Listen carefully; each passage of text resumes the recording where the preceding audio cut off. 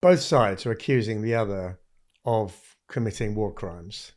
In fact, everybody is choosing to commit either side of committing a war crime. It seems to be, it's an emotive subject. It's very difficult to get evidence, and it's also difficult to get evidence that looks good one day, but either collapses or gets refuted, the next day. Yeah. We're still on, what is going on inside a hospital. Is it real? Is it not? Where have we got to, Sean? It's been an interesting week this week because, just a refresher, hospitals are protected under the law of armed conflict, but they lose that protection if they're being used as cover for either side in the conflict.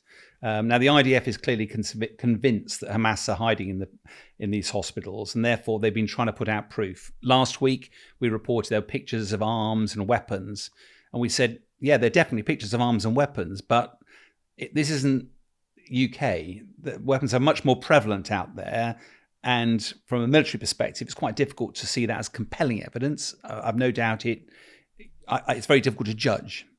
This week, the Israeli Defense Force have put out 2 video clips, one of which shows a very large tunnel entrance in Al-Shifa hospital complex, goes down 10 meters, 55 meters along, and its only reason it stops at 55 meters is there's a blast door there, and the Israelis haven't sent anybody down. They put a dog and a robot down there to show the extent. Now, those tunnels, you can't easily dig those. They are part of the Hamas Gaza metro, and whilst there's still no proof that they are being used by Hamas today, or if there's any sort of headquarters or bomb store there, it's another step change in the quality of the evidence being provided.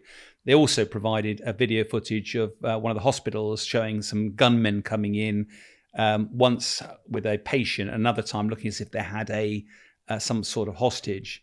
The hostage's face were blanked out. We can't ID them, therefore it's impossible to tell.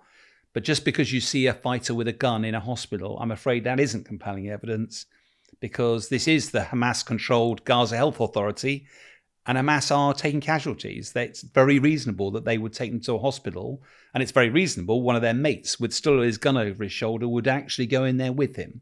So without seeing the faces, it's not compelling. But it's all part of this same fight for the truth, fight for legitimacy, and we're going to see that continuing in the days and weeks ahead, I think.